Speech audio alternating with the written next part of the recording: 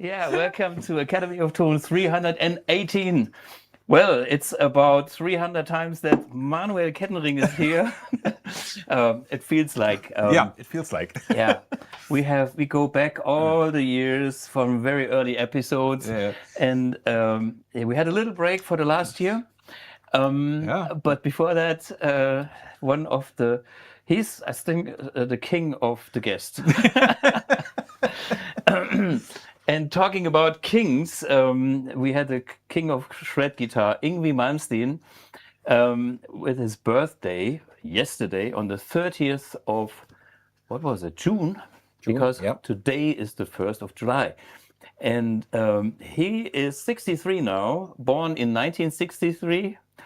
So happy birthday, Yngwie. Yeah, belated birthday. I did a little post yesterday. If you look on the Facebook and Instagram, we had a beautiful music. Some of the real kings played for Yngwie. It was BB King, BB Shreds. BB Shreds, yeah. I love that. I know that video. Yeah. That's always. I love that too. The guy who ever has done it, kudos, because it looks so real. Absolutely, yeah. Most people don't get it, but please watch it. BB Shreds Yngwie. Yeah, and Yngwie is also part of, well, kind of the topic that we want to talk about today is like innovation needs inspiration. So, we started with vintage guitars, and then we have, a Superstrat, and it is, is an evolution coming from something old into something new. And it's not only the color. We will talk about what is happening actually everywhere in nature. I mean, even us humans, we come from, I don't know, the Einzeller or whatever, from the sea, and then crawl on the beach, and then whatever. Evolution. Everything comes from somewhere. And here's my little story. I mean, who invented the wheel? I think maybe the story goes like, there was a tree that was falling on a hill, and it was rolling down the hill. Somebody thought, wow, that's cool. Maybe we don't need the whole tree. We cut just a little slice that rolls too. Okay, they took a slice of the tree. It was round. It was rolling. I mean, this is a made-up story, but it could be true. And then the next part of the evolution, they found out, okay, if we make it even rounder, it's rolling faster. Mm-hmm. And then somebody thought, now we have rubber, and we have make a real tire, so it's not so hard anymore. Mm-hmm. So one step after another leads to the whole thing. And I believe that's a natural process. And if somebody claims, I invented the wheel, nobody else is allowed to copy my tree cut. And the history and the evolution ends there just because somebody forces you to stay there or pay money, and nobody will take it to the next level anymore. That's something I believe it's not evolution. Yeah. And therefore, there's a fine line about copying and stupid copying in the way of I just do exactly the same thing, and just because I have lower whatever margins on something, and I kill the rest of the industry by price. Yeah. That is something I don't support. Yes. But what I think is okay is if you improve something with quality, or with, we see here, what is a locking nut? Locking nut, Floyd tremolo, detuner, it's like, and all the nice modern stuff. And this didn't come from Fender. Exactly. No? Okay, so, now we Fender socks. We said the name. Yeah, I said the name, and I put on my sock. So, I mean, usually I wear socks, but not today. Here's my sock. So we will look into details on this a little bit deeper in a moment. I have two little things that I want to let you know in advance. One thing is we have Iridium test weeks, which is the good see-through translucent edition. It's kind of a limited run of the Iridium with a transparent front panel. Yeah. Let me put my glass away. Yeah. Okay. But this is a special edition. If you want one of those on our homepage, but actually we do have currently the Iridium test weeks, which means anything Iridium you can check out for the whole entire month of July. So if you go and until the end of this week, you have to go on our website, and there is some action button, Aktionen in German, actions. And this is for the EU people only. We cannot ship to the Philippines or something because that's customs is the problem. It's not even the money for shipping, it's the customs issue. So for the EU members, feel free, go on our website and get an Iridium, and you have the whole month of July to test it.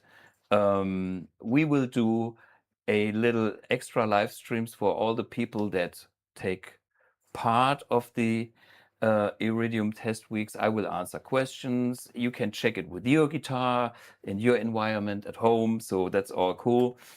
Okay, on the website until the end of the week, and then you have a whole month. That was the Iridium test weeks. And we had, I mean, a real big heat wave here. Oh yeah. And when I called you, you were kind of in the pool. Exactly. The only place to survive, right? Yeah. I was working from my garden. Yeah. And in my garden, thank God, I have a pool in my garden, and I was changing minute-wise between my pool In the pool, out of and the my pool. garden office. It's something pretty rare. We have that every 5 years where we have some really hot summer. Mm-hmm. But I can't imagine that it was No. that hot. Yeah. I mean, I remember hot summers, but like 2 weeks, nearly 40 degrees Celsius. Yeah. And Me neither. yeah, I mean, and that time a year, June. Yeah. Maybe July, August, we have a phase of really desert wind coming from, from the south, from Africa. But now we had this hot weather. And I did something to make it a bit more pleasant in the office. That's why I have wrinkles here, because I got up. I had the windows open and the sun was coming in 4:50 in the morning. Mm-hmm. So I got up, sleepy as hell, and I took my bike, rolling down the hill into the company, and opened all the windows. So I made a little video so you see what I have done every day for almost 2 weeks. Fucking hell.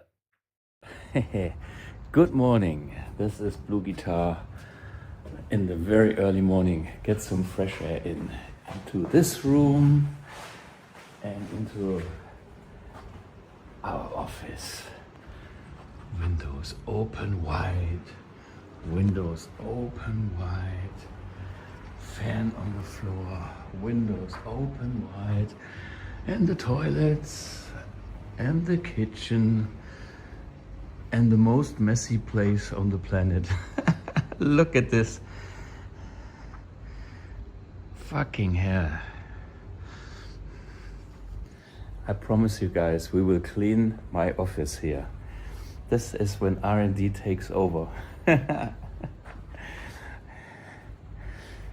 Cheers. Actually, the promise came true. We cleaned the office. I even was vacuum cleaning the place, and I ask all, Julian and Wolf, our technicians, that messed up my office. I mean, we actually decided to switch offices, so R&D is the most important now for finishing MX. So, my biggest room belongs now was taking over R&D. And so, yeah, we make good progress. That's something I want to let you know. It's still tough, but now it's like we sit together every day and we work on the UI, what button to press and what LED blinks and what is in the display and QR code for the sounds. And man, is this. Um, but it's like day in, day out, and it feels good because I know I can feel the end. It's like we are finally getting all the things on our lists, bit and pieces here and there, and somehow it feels very strange that MX will eventually be ready. It's like I have to get a therapy, after this. For me too. It's like, huh? Can this actually come to an end? The everlasting development, and It feels like waking up. And you yeah, finally see the MPX in front of you, and it's like, huh? What's it, that? yeah, and it works. And inspiration in technology and music, and when you look back at take the MX story as innovation. I mean, you worked for Hughes and Kettner, I worked for Hughes and Kettner, and Hughes and Kettner once was a leading innovation company. And there's an example actually we can show. Hughes and Kettner, I have the good old book. Wait a minute, backing track off. Hello. I think at the very beginning, do you know that video in the beginning where this African president? No. Oh fuck! I have to show you this. This is one of the most hilarious thing in the beginning. Well, this was also in the beginning of Hughes and Kettner. These were the days when they didn't have even guitar amps. Bernd Schneider, and then the first, let's say, hybrid amp that combined tube and transistor technology. And here it is. It's called the ATS-60. It was called Advanced Tube System. And when I think of this amp, I was very proud because together with Bernd Schneider, we designed this amp. And this amp, they were transistor amps and they were tube amps, but the mixture of having the tube in the preamp and the transistor power amp, that trend was not there. There were pure transistor amp, or there was a pure transistor preamp in some Music Man amps and a tube power amp, but that combination was not there. And Hughes and Kettner had tube sound machines, the Cream machine, the Crunch Master and stuff. So there was a tube overdrive, and back in those days, the transistor transistor clean tone of a Roland Jazz Chorus was kind of a hip thing. So we had a transistor clean channel with a compressor, and we had a tube overdrive. And if you look on the schematics, so this is the ATS-60. I don't know if we have this or we can show it as the screen picture. Let me show you, what's going on here. The yellow in the middle is the tube, and every little tube has two stages. And this is the cathode follower, because the two of the systems are kind of combined. And that's a stage that builds even harmonics. that makes the sound not fizzy. The overdrive sounds very rich and warm. And this was combined with some clipping LEDs or diodes in our case. And so you had a pre-clipping into the tube stage. And then you can see there is the EQ. That is the Hughes-Kettner amp. And then a couple of years later, after the Hughes-Kettner amp was so successful, we all know our friends from Marshall. And Marshall came up with something called valve state, advanced tube series, which is valve is the English word for tube, and state is solid state. Clever name, by the way, a great product. I'm not saying anything bad of that, but let me show you the cathode follower tube. Let me show you the diode clipping. The British style is okay. Let's simply have two LEDs and make how you say a symmetrical clipping. Me and Bernd, we went a bit more crazy. We had this stage and this stage because we wanted to be more tube than even tube anyway. And they simply did that, which is also a cool sound. I'm not saying the valve state is not good, but this is from 91 and this is from 89. Is it? 90 is this schematics, but I remember 89 we designed it, and so this came 2 years before this came out. And then other similarities just to show you, when we look at the clean channel, there is again a clipping stage, diode clipping here on the Hughes-Kettner and the 3-band tone control. And guess what? There's the diode clipping stage, the same kind of operation amp and the same kind of tone stage. Same thing. Who invented the wheel? Even Hughes-Kettner, we didn't invent the wheel. We just combined things that were there into a new package. The package was successful, and therefore Marshall thought, we also want to have success, and they had their go on it. And maybe you remember the valve state because it was a great amp. I had a valve state. See? Valve state was one of my first amplifiers. Yeah. I had the 30-watt version, and then I believe I blew the 30-watt speaker because it was not loud enough in my band. And then we went to our local music store here. We had the music store was called Rock Shop in Karlsruhe. No, Zweibrücken. In Zweibrücken. Oh. Yeah. The Rock Shop Zweibrücken. Rock Shop. And I bought the next one, the bigger version. I believe it was the VS65R. Okay. So it had 65 watts reverb and a 12-inch speaker. The 80 watts, 60 the 30 and 65. I mean, the Marshall had 5 watts more. Yeah, but the numbers. But I believe I blew that speaker too.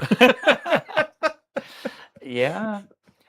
By the way, these were the days when we all were playing loud. I mean, we just talked before we went on camera. Yeah. About the experience of how loud it was, and the Plexi experience when you worked at session music at the shop in Frankfurt. Yeah. The story that when the Randy Rhoads signature model came out with 2 4x12 cabinets, the white with a white what's it called? Tolex, covering. And this one guy came into the shop and said, "Oh, I'm interested in buying this amp, but I would like to test it." No problem. No problem. And then, without power attenuation, without anything, and we showed him the amp and we connected everything and we said, "Please start playing when we are out of the room, when the door is closed and we are out." And then he did. It was so fucking loud. Yeah. The whole building was shaking. I mean, for those of you who know the session shop in Frankfurt, it's a big building, but the whole building it was shaking. Yeah. Unbelievable. Unbelievable. Yeah. And by the way, I have just in my past and talking about innovations and things like that. If we go back about, so this was. Wait a minute, where is the Access MIDI preamp? I forgot about all that stuff. The Tube Man, by the way, there have not been tube pedals with 3 outputs into guitar amp, into power amp, and it direct into a PA system. Mhm. That was an invention. Yeah. So some people think, and also these kind of sound machines, these half rack was the thing back in the days. This was, by the way, the Bassmaster. We even did one for bass later, but there was Cream Machine, Crunch Master, and all these, and they were hits because they were tube amps in a super small format. So wait a minute, where is the Access MIDI preamp? Because this is even later. No, it was earlier. Wait a minute, I'm confused. Too long ago. This is Triamp. This is Triamp. So A64, and this was. Where is this? Because is it in the book? No, it's not in the book. I have seen it in the book. It was fully programmable, and the point I wanted. Here it is. Stupid. Okay. So, and that's the one in gold we had for our trade show. But this is the look that probably some of the people might remember. Rack was the thing. Mhm. It was all programmable. It had switches to increase the values. It had loops. It was kind of a loop switcher system. And you could combine it with some of the sound machines.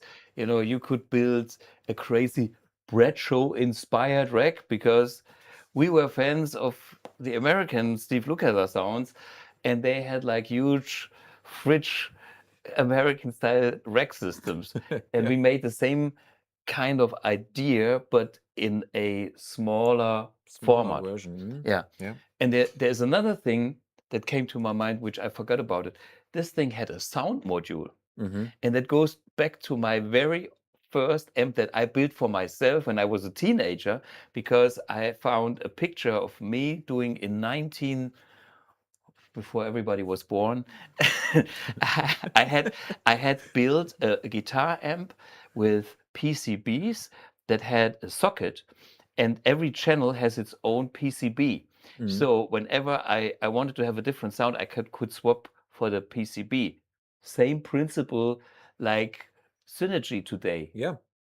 So, and this was Exactly. already part of the Access MIDI preamp.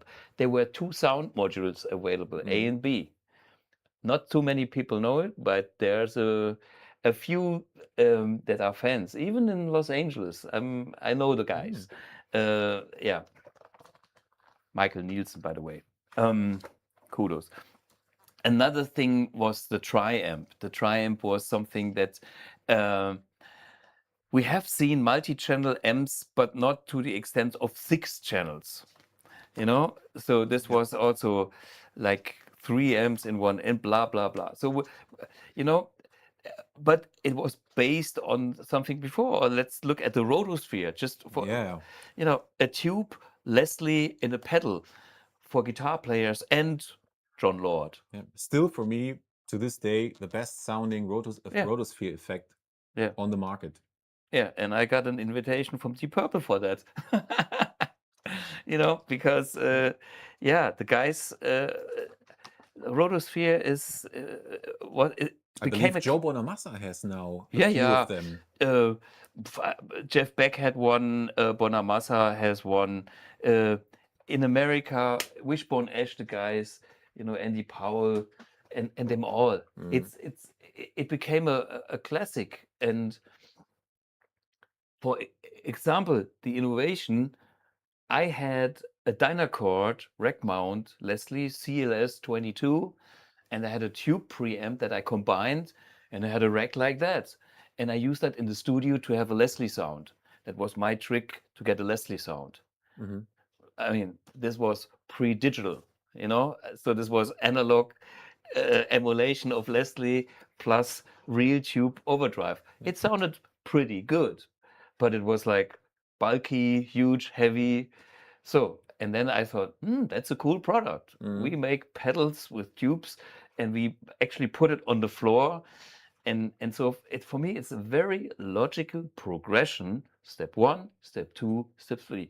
Other people think there must be an inventor that creates something from zero. No, It's not no, happening. no. Okay. So anyway, and then But something that I still don't get is yeah, why didn't other companies try to copy the smart rotary controls? Because that for me was something really, really, really interesting and maybe the best innovation that Hughes and Kettner had in the last. When did Switchblade come out? 2006, 2005. it So was. last 20 years. I tell you, the story was so simple.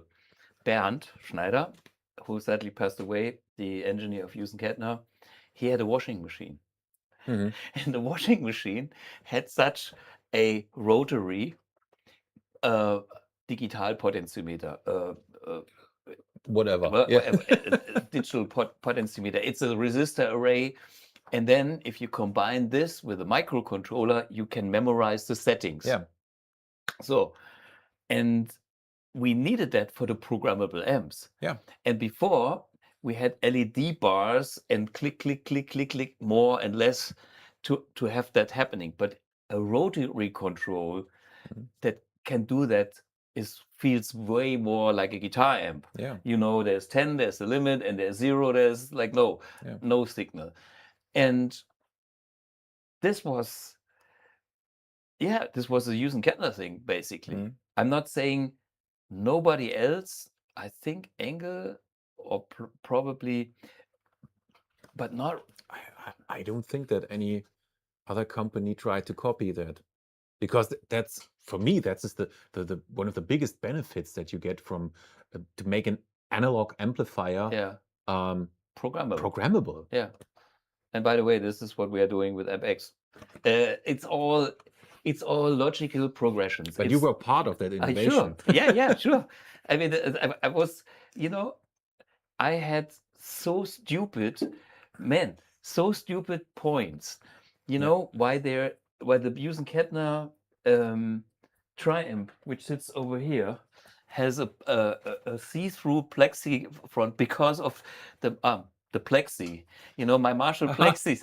I wanted a plexi, and they went, we cannot go gold. I say, of course we cannot go gold because gold is the Marshall color, but I want plexiglass.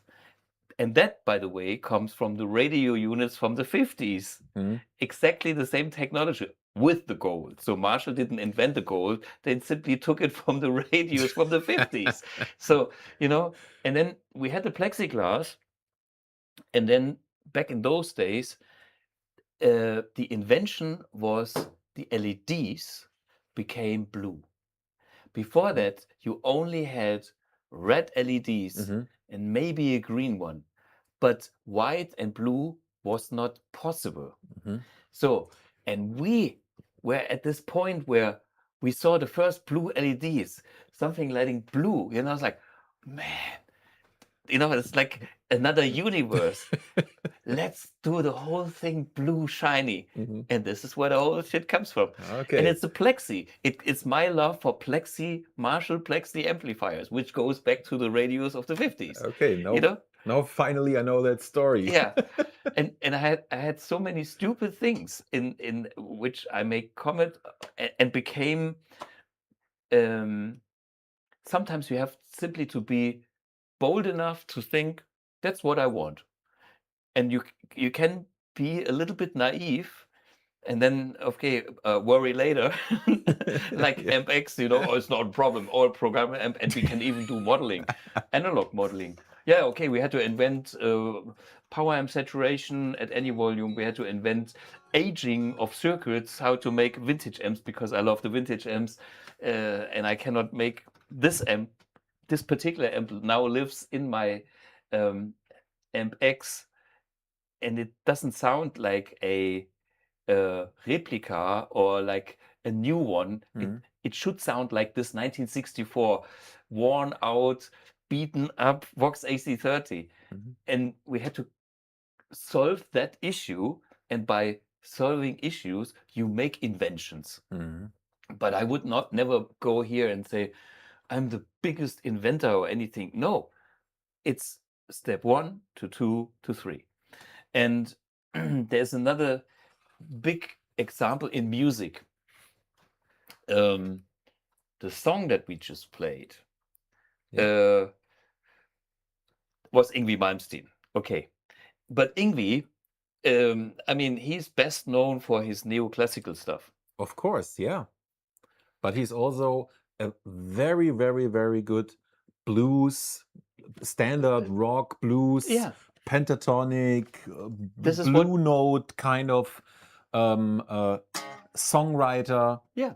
And this is where all the style where it comes from is basically Hendrix.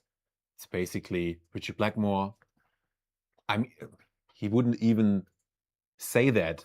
But we can hear it. Yeah, of course. I mean, this is, by the way, this is something.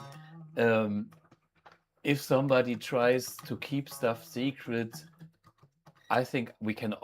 These days, we can be open about it. It's a mentality thing. So I have never had a problem telling that I'm inspired by whatever a Plexi Marshall or by if somebody has something great, I can tell that. I can say I love that stuff. Yep. And actually, I listen to some music of other people and I'm inspired, and you can listen to that stuff also in my music, and you can hear that I have heard other music. What I'm not doing is a one-to-one copy, because then I'm a cover guy, and I always have to make a little contribution with my own signature, whatever, sound, phrasing, style, arrangement. I have to give it an extra to make it different from something. And I don't make it different because, oh, I cannot copy it. I have to make something different. No, because then it has, for me personally, the right to live as something besides something else. If it's too close,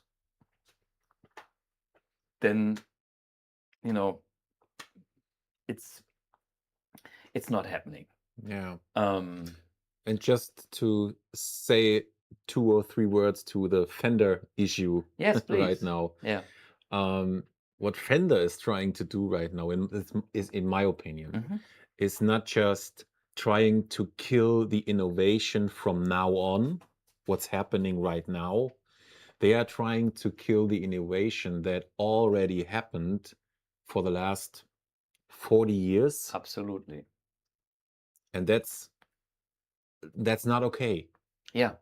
And so you cannot wipe out the past. Yeah, the past is, and there are actually legal facts. Yeah. There is a case at court in the US where it is stated that this body shape Exactly. is free Public domain. Public domain, because it's been around for so many years. Yeah. It's been so logic, so economic. It's like you cannot really protect the wheel or something like that, or a car. Yeah. And that case was won against Fender. Yeah. So, and now they try to go backdoor into the Düsseldorf court and the whole thing. And now I'm actually happy that Thomann took it serious. Yep. Going like, okay, I'm a dealer. Yep. I have my own guitars, so I know both sides. I sell Fender products. I sell other products. He has the leverage. He is big enough and probably, hopefully, good lawyers. So they will have a look at it, Mm. and then hopefully we get a conclusion. And even though this guitar is obviously a Stratocaster, Well, but for me as the guy who plays this yeah. guitar, I don't feel like I'm a Strat guy. That's the difference. I know it's a Strat. It's a Strat body. It's a Strat neck. It's but I don't consider myself a Strat guy, because I'm the Strat guy. I'm the vintage Strat guy with all the twang. Yeah. And you have a Superstrat, but it is a different animal. This rocks, and this can rock too, but it's way smoother, and it's not like as much in your face and things like that. Yeah. So that's a different animal, Because and you play differently on that. Yeah, of course. Yeah. Basically, these two guitars, just the shape is the same. Yeah. But they play different. They sound very, very different. And I mean, the things you single can do coil with guitar, it. humbucker pickup. Yeah. Vintage tremolo, Floyd Rose. Yeah. And then here, all the options with all the pickups, not needed. So Eddie was. What's your radius here? 725 vintage. So I think this one is here 9.5, and Yeah. I think it's kind of compound radius. Yeah. So it flattens out a little bit here. Yeah, this is what I've done to that too. But it is vintage spec. It is. And then of course we have here the detuner. Yeah. For instant drop tunings. Yeah. Invention. Yeah. Doo-doo-doo-doo. Yeah. And we have a little chart that we showed the other day of the Stratocaster price. Was it the Fender value chart? And the funny thing is, when you look at the chart here, you see the JV Squire in 1982. There was kind of something was happening. This was kind of the end of the old era, when the Fender quality was really bad. And in the same kind of period, in 74, we had Charvel guitars. In 75, we had ESP. In 76, we had Schecter. And these companies, they all took it to the next level. And what obviously Fender should have done back then. Exactly. But they didn't. Yeah. And now Fender bought some of those companies. Yeah. And this is monopoly. And that's something that I think is never good. If there are many different people working separately, not controlling the other way, we have a freedom. And there is a little competition, because if the other guy is better than you, you have a problem, because the better quality will sell better. Yeah. But if you kill everybody besides you, the quality will drop, because you can live without competition. And therefore, competition is healthy. That's, for me, one of the most important points in evolution of anything. That's a cool chart, by the way. Yeah. Never seen that before. Well, it's made by Lucas. Ta-da! Yeah. Lucas behind the camera. Yeah. Lucas. We talked about it, and he came up with the idea, or we came up with the idea, because my point was, in the history of Fender, you could see when the company was Leo Fender's company, and he was working there. Yeah. This was pre-CBS, before he sold it to CBS, a big corporate enterprise. Every pre-CBS Strat is worth fucking lots of money. Like my little collector's item, my 64 Strat, mint condition, original 3-way switch.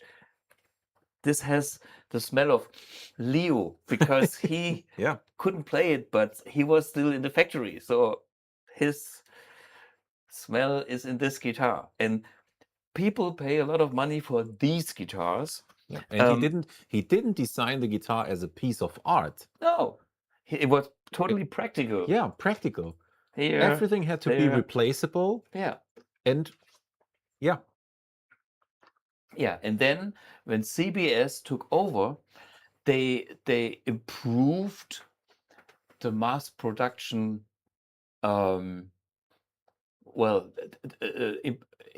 to improve the volume, how to make Yeah. more guitars. Okay, some of the stuff is kind of okay, but some of the stuff was losing, and therefore the value of those guitars is way less. Yep. It's the 3-point thing, and it's all the stuff that doesn't sound as good, feels as great, and they were better before. That's why people pay more money for it. It's not because they like Leo Fender. They just know it's a pre-CBS, and there are some okay-ish later 60s and early 70s, but then they became really horrible in the late 70s, way too heavy, and in the 80s they were garbage. Yeah. But anyway, so iconic, nothing wrong about that, but if there is no competition, then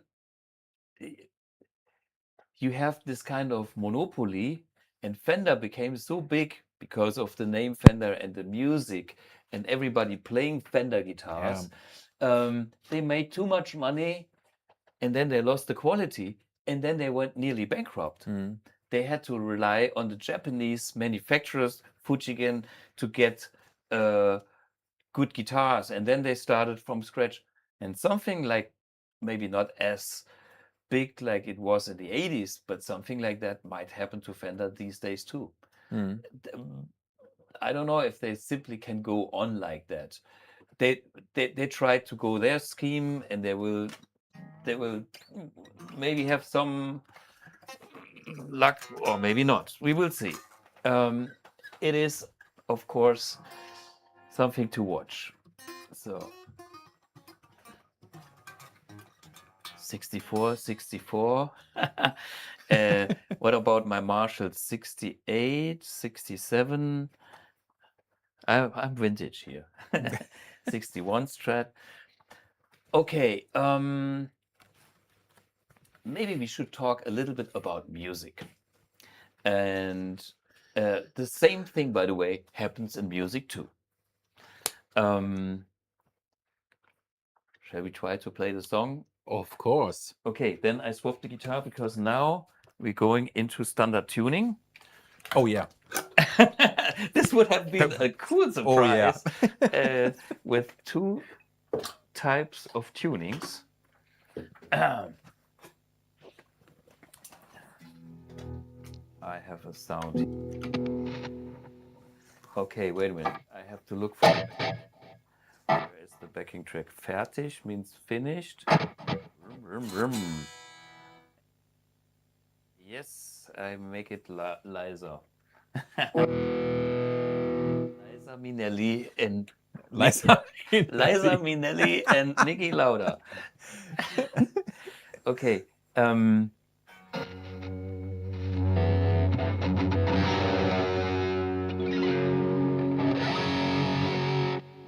Are we okay with that? Yep. Hopefully.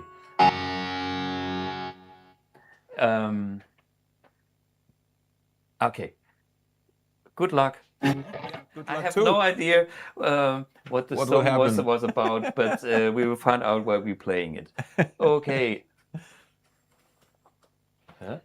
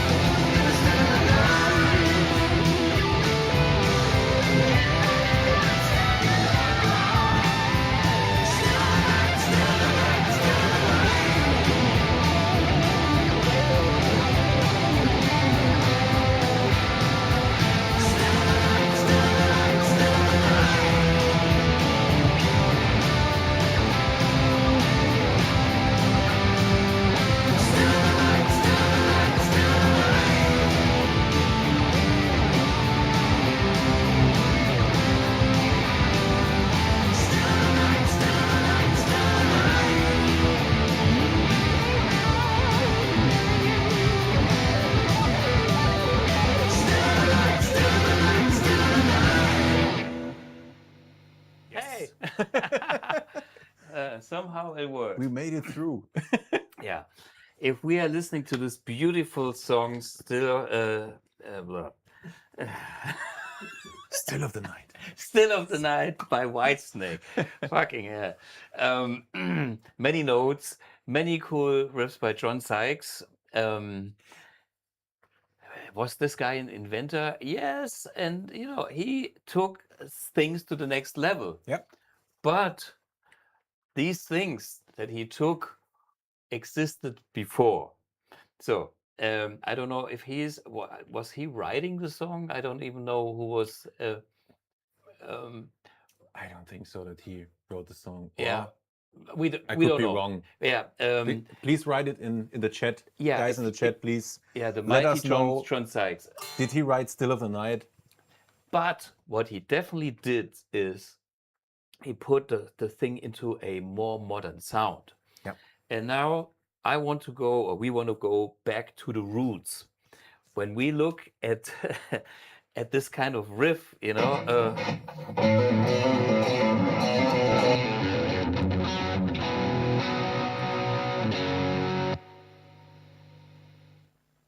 Some noise here. Okay. So, where is this coming from?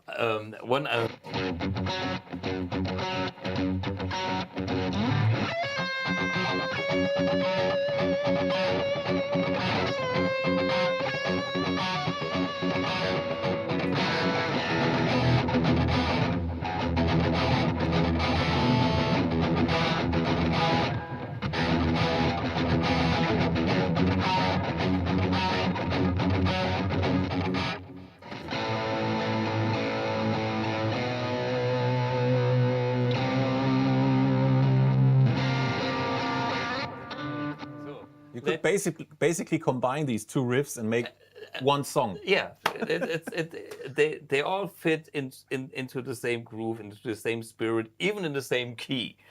So, and then when we look at this, with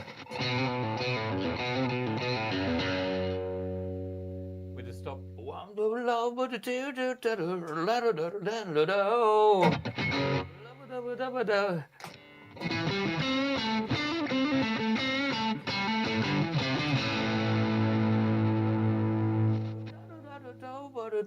It's the same concept. Exactly. Yeah.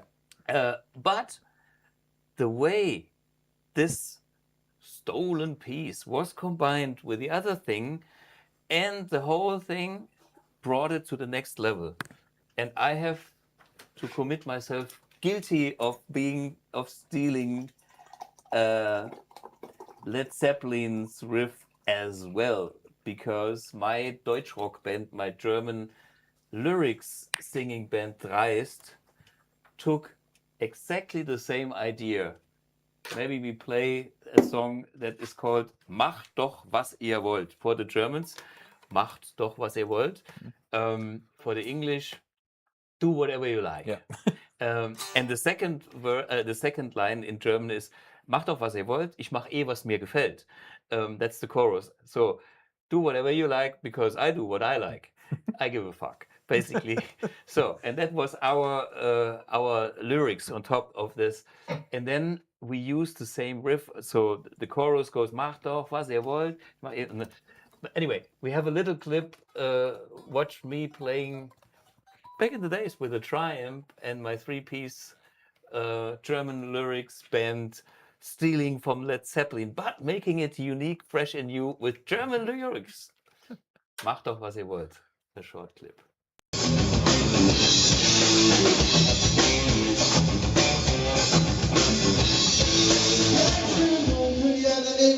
Dazwischen einer Mauer noch die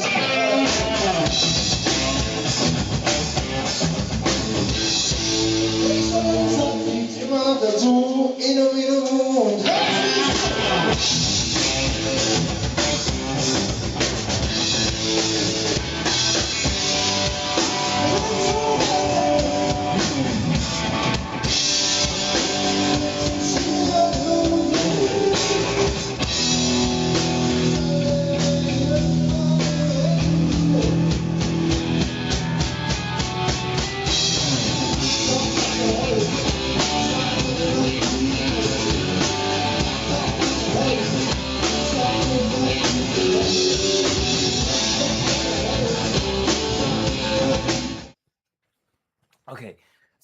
you know, that's the thing. But when you listen to the Whitesnake riff,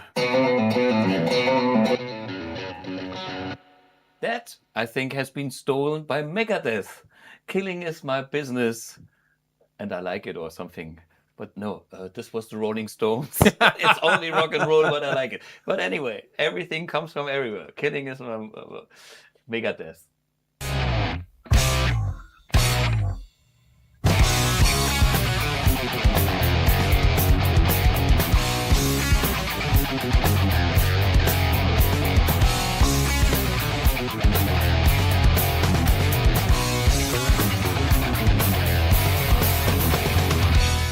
So, Megadeth is inspired by Whitesnake. Whitesnake is inspired by Led Zeppelin. But Led Zeppelin was inspired by a lot of blues guys. You know, I mean, it goes back to Howling Wolf and them all. They even had legal fights about that. And there's a good example on Whole Lotta Love. You know?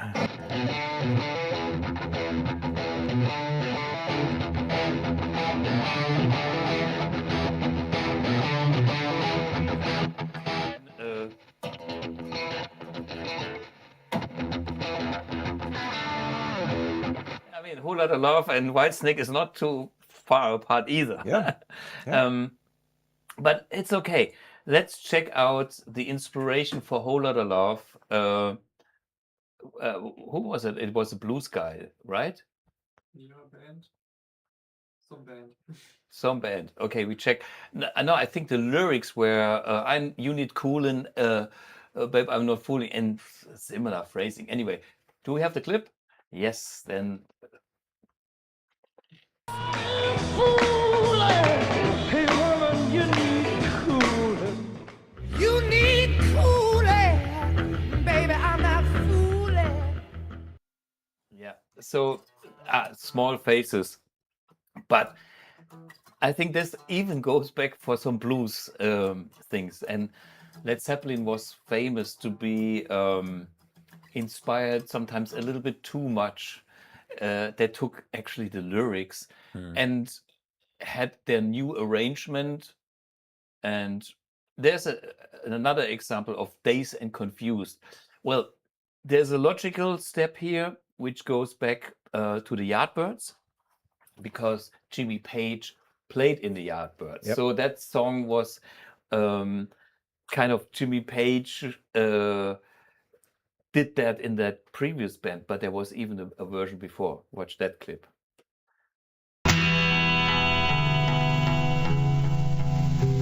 I'm dazed and confused. Does it stay, does it go? Am I being choosed? Well, I'd just like to know. Give me a clue as to where I am at. I feel like a mouse and you act like a cat.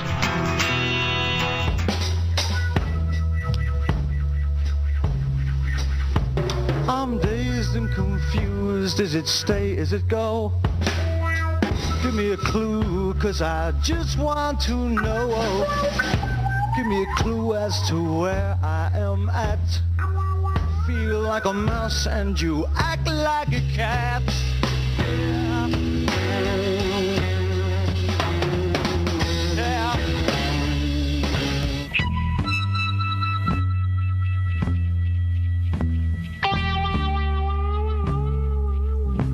Been dazed and confused for so long, it's not true. Wanted a woman, never bargained for you. Lots of people talking, few of them know. Soul of a woman was created below.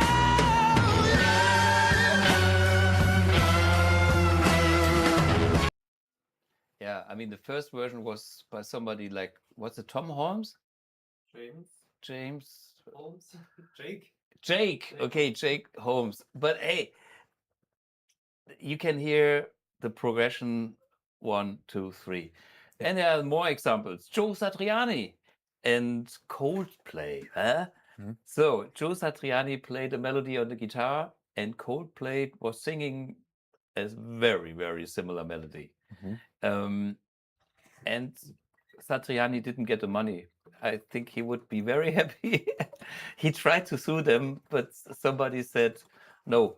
But see how close that is. I used to rule the world. Wow, didn't that sound like donkey shit? Is because it's Coldplay. No. It's because Viva La Vida is 6 semitones lower than If I Could Fly. So let me just transpose Viva La Vida up 6 semitones, and then they should sound the same. I used to rule the world. There we go, now they sound the same. Okay. Well, maybe somebody was inspired. But there's another thing. I know that Coldplay inspired a lot of other, so we're not fair. I have another one where Coldplay was very inspired by a German band by the name of Kraftwerk. And by the way, Kraftwerk inspired almost every second rap artist. The whole thingy dingy dingy dingy dingy ding things that are way bizarre in the background is Kraftwerk, recorded in Germany by a producer from Saarbrücken, Conny Plank. Anyway, Conny Plank is another story. Unfortunately, he passed away, but I met him. I recorded at his studio when I was young. That's another story for my pop episode. Check it out. But Kraftwerk versus Coldplay.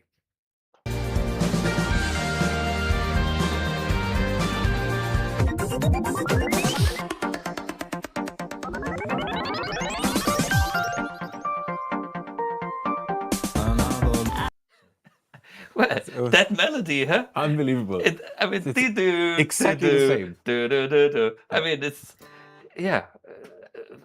But I like the I like both. But hey, there's another one. All Right Now by Free versus the Joker he wrote. Rockin' Me. Rockin' Me Baby. What's his name? Fucking hell. You know it. Come on, let's watch it. I'll tell you afterwards.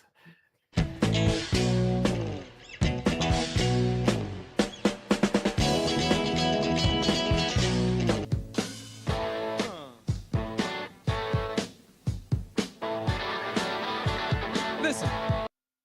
Okay, also pretty close. And finally, that's probably a typical business story. Ghostbusters. I heard that they needed a movie theme hit song, and they liked that Huey Lewis and the new song I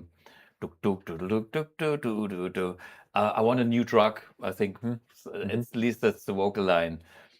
And somehow they could arrange a deal that was maybe too expensive or whatever. So they gave somebody money, said, can you do a song similar to that? And then the guy was clever and he said, okay, and I call it Ghostbusters. And this is a typical business case. Yeah. Check this out.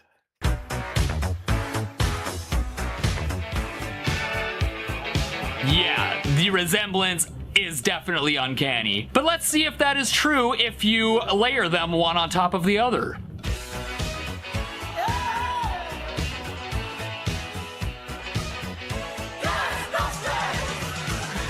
Something strange in his neighborhood. Wow. Yeah. That's the best one so far. Yeah, I mean, it's obvious. Yeah. Yeah. Of course. I don't know if somebody paid money for this or that. And here's the point. We all know there is EMP1, and some people know there is EMPT1. Shall I ask for money? But we were dealing like real men. I called Black Star and I did my video and said, it's pretty close. But I took it with that spirit. I was not sending a lawyer. I was not asking for money. I was just mentioning, hey guys, and I tell you what you actually have done. There's an episode on that if you want to know more details, because at some details I know exactly that they had a look at my thing, because the power transformer is wound to my specs. It's not the same part that you can buy as a classic part. It is a custom made for me, and they had Oh, really? yeah. And by these details, I can tell. But hey, we using Kettner, Marshall using Kettner. It's as old as the business. So therefore, for those hardliners that go, if anything looks similar, just a little bit like a Stratocaster, everything belongs to Fender, and everything else is prohibited. I think that's not the right spirit. Yep. I had to suffer myself too. I have been copied. Some of my music has been copied. Even the people who have done that, they probably know it. I'm not telling that, but I know it. So I know what I have created, and but I have been also inspired. So hey, I need to be a little bit cool about that, and so to me, it's okay. It's simply okay. While you are here with this yellow guitar, Yeah. what is that's another Superstrat. That's another Superstrat with 2 humbuckers. This only Has no, one. where is it? This only looks like it has a humbucker and a single coil, But this but is not it's even. not. It's not connected. Yeah. This is the one where you see is only one pickup. But this is like Eddie's parts caster, and he simply Exactly. screwed the parts even they were not used. Yeah. Hilarious. In the middle, there's the 5-way switch. Yeah. And yeah, I mean, you could easily connect the single coil to the electronic here, but it's I am so familiar with this one pickup system right now that I don't need the single coil on this guitar. So this one is a little bit different. Basically, of course, it is kind of a Strat, but with 2 humbuckers and rows. 2 special humbuckers. These are Fishman Fluence Fishmans, pickups. yeah. And the cool thing about these pickups, I know there is a little bit lack of sound compared to a standard humbucker, yeah. like in these 2 guitars. But the cool thing about this is that I don't get any problems on a stage with noise, no feedbacks, no nothing. It's just quiet. The pickup system works perfectly for everything that I need on stage. And I mean, there are pickup combinations that I don't like, especially this pickup, the second pickup In split mode. In split mode here on the neck pickup is something sounds very weird to me. Maybe I show it to you afterwards. Yeah. But I like the 3 positions here on the first mode which is kind of a PAF style sound, and the bridge pickup in the second position is kind of a JB humbucker version, and it has just a little bit more mids. It cuts a little bit more through, has a little bit more output, and it just cuts through the whole gain through any amp, just like a hot knife, and that's perfect for me. It works exactly that's what I need. I like the neck. I like the flat radius. The flat radius for me, it works just perfect for me. This guitar. For me personally, this is one step too far, but I'm in love with Eddie's parts caster. Yeah, me too. There's something about that guitar. That's a very, very good replica of his guitar. Yeah, and so they did a very good job. It's fun for me to plug in, and I can do. I feel home somehow, even though it's slightly different. Okay, this is different tuning, right? This was E flat. It's E flat, yeah. Yeah. So we cannot play together, unfortunately. Or we. Well, we could. Ah, you have another one. I have another one here Yeah. in E flat.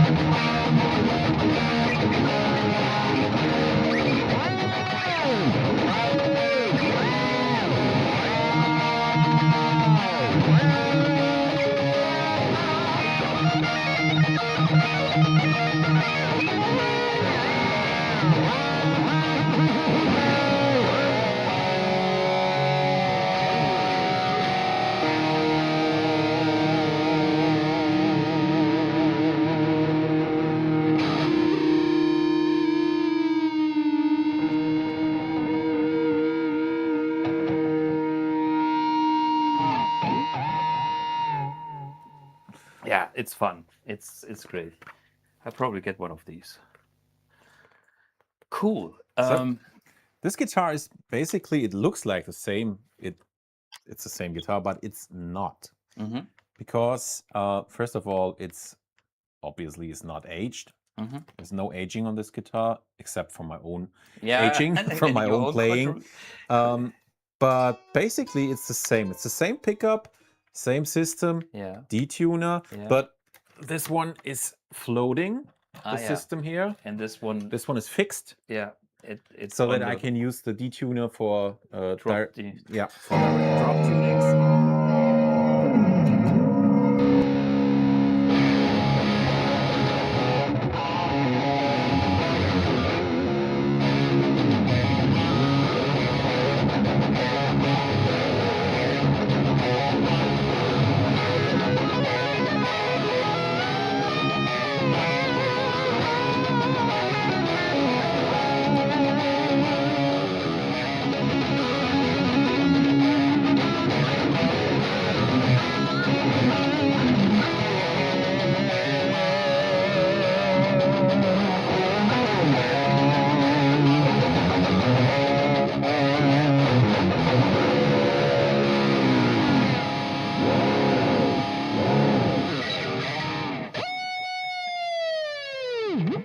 Yeah, that's cool. Yeah, that's cool guitar. Yeah, do we have any questions in the chat? I'm totally in love with this song. Okay. John Sykes, Zeppelin stole lots of stuff. Yes, we know that. I mean, there's tons of videos on that. But I think what I wanted to express is there is not 100% clean thing like this is 100% copy. That's only if you really make 100% copy, and I'm against that. That's Yeah. clear.